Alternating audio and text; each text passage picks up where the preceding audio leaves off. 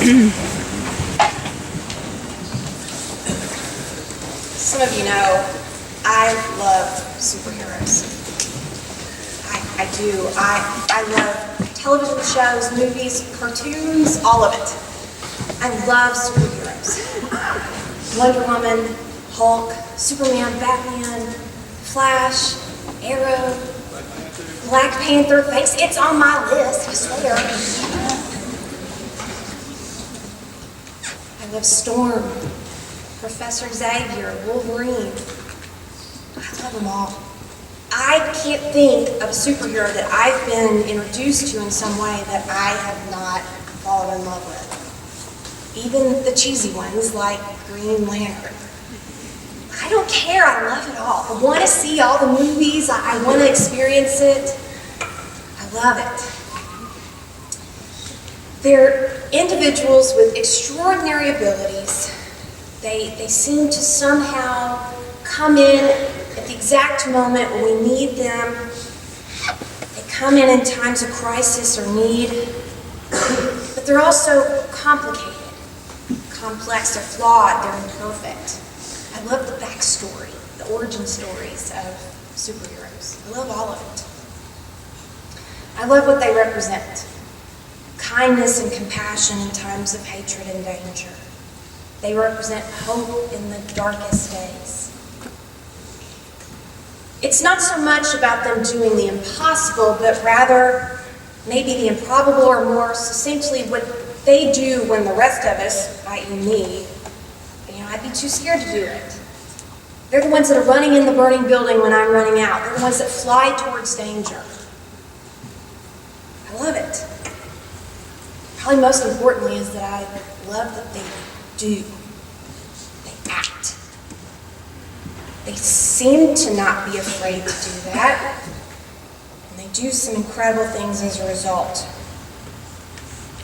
I really love it when they inspire others that aren't superheroes to act as well. Like those great stories when the townsfolk rally around the superhero, and even though they don't have superpowers, they all contribute to this greater war. They participate and they end up winning the war as a result of that. I think this is some of why I love these heritage or cultural awareness months. I love learning the background. Because in case you don't know, real heroes in our lives are not perfect. They're flawed, complicated. They have difficult stories. Some of those stories brought them to their moments of heroism.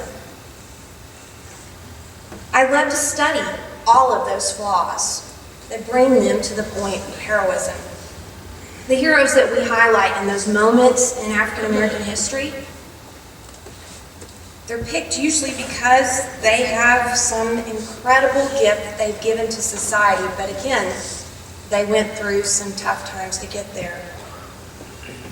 Some of these figures are, their alter egos are scientists, entrepreneurs, attorneys, even ministers, artists.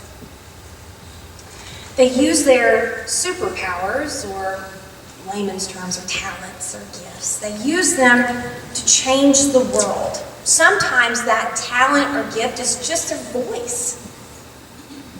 They have a voice that seems to motivate the masses to make a change. You see, the beauty of the great superheroes of the civil rights movement is they really are just like us. Flawed, complicated, difficult backgrounds. They don't have to be the fastest man alive, or be able to fly, or have the lasso of truth, or a cool car. They just act. They do. They stand up in times of crisis, and they respond. That's what Dr. King and Rosa Parks and Thurgood Marshall and all the other greats that we talk about in here did. My correlation between those civil rights leaders and superheroes isn't that far-fetched.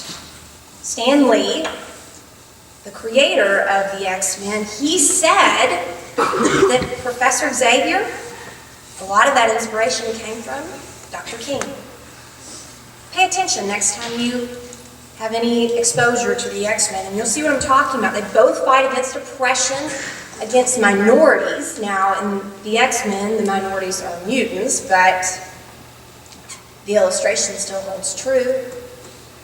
They both want to use any means possible that would avoid violence, and they both have this incredible hope for tomorrow.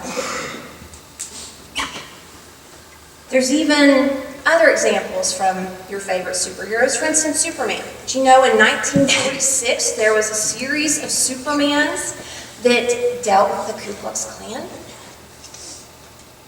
The Man of Steel defeated the Klan. How cool is that? It's called Superman and the Clan of the Fiery Cross. Look it up. How cool is that? Are superheroes crossing over into our real world? Where'd this come from? Well, about a week and a half ago, my son and I had a date. We get to do this about once or twice a year, and I'll tell you, his expectation is that we'll have food and a movie.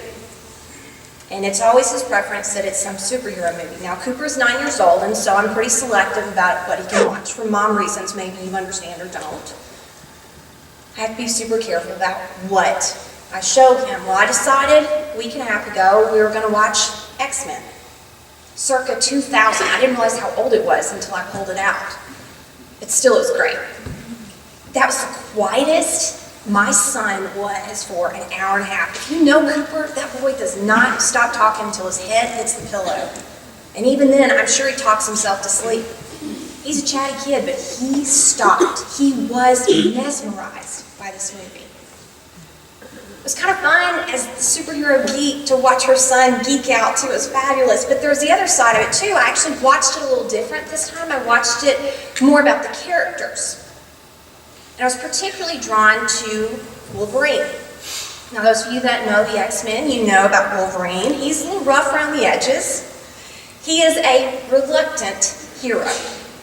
He's anti-hero in many regards. And I couldn't help but think, I see this connection. You see, Dr. King was a reluctant hero too. The Montgomery bus boycott, the Montgomery leaders called on him to lead that. He said, who, me? No, I'm too young. I'm not from Montgomery. I've only been here a little while, that sort of thing.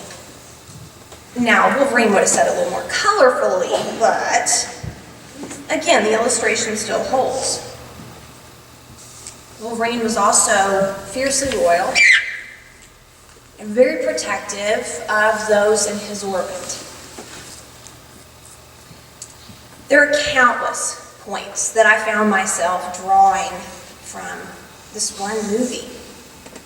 And again, it just reminded me to take a second look at some of my favorite characters, known and unknown from the Civil Rights era. I want to tell you about one today. He's one that shows up in the news from time to time, but you may not even recognize his name. His name's John Lewis. He's a congressman from Georgia. He is a civil rights superhero to me.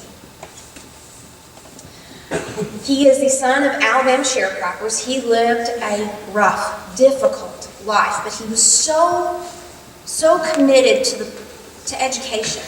He would run outside before his parents would leave the house. He'd hide under his front porch so that they would leave and go to the fields to go work. And then as soon as they left, he'd run up the road to catch the waiting school bus so he could go to school.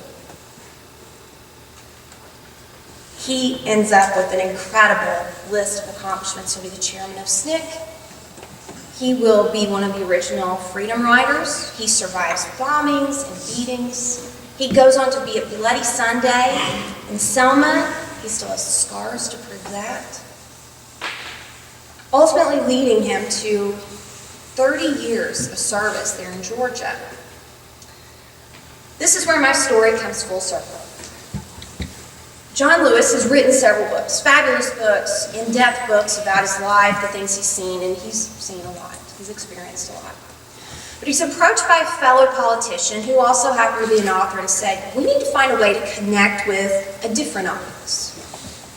And he convinced him to write a graphic novel. It's a series of 3. They're called March. It was published originally about 5 years ago. It has won award on top of award on top of award. I think I know why. We love heroes. We want heroes. We want to know their struggles. We want to understand how they rose above those difficult days. This is just one example of a super life. These heroes that are flawed, imperfect, complicated, but important to our story, to my story, to your story. It's because they acted. They did. John Lewis, he could have just leaned into the difficulties of his life. He could have just accepted that he was the son of sharecroppers and that that would be his life. He could have gotten out of school and just gone back to work with his parents. He could have lived a mundane life, but he didn't. He acted. He did. Here's the time. We can act too. We can do as well. Meaning, if you've not put A and B together, you and I can be superheroes as well. We're flawed, imperfect, complex. Maybe some of us are reluctant in that role as a hero, but we too can be a hero. This month you have an opportunity. In chapel, in the cafeteria, just outside the cafeteria, there's an opportunity for you to learn about some heroes. Maybe some less super in your book, but they are incredible people. I want to encourage you to consider that. Open your ears. I don't care if you're not interested. Show a little respect. These people did things that you and I just dream about doing. They may not wear the cool, flashy costume like Superman, but still what they do matters. They may not have superpowers, but they are still heroes to me. This week you're going to hear from a couple other speakers focusing on heroes, focusing on incredible people who have contributed to the place we are now and hopefully the place we are evolving to eventually. But here's my point. You don't have to have a comic book written about you, although that's pretty cool, right? And don't at me. I know the difference between a graphic novel and a comic book. It's okay. But, by the way, he wrote one about Dr. King, too. Pretty cool. You can be a part of something greater than yourself. You just have to act. That's my challenge. Open your mind. Look at other people. Recognize they're flawed, they're complex, they're imperfect, but they acted. Maybe you can find your inner superhero as well. Thanks for your attention.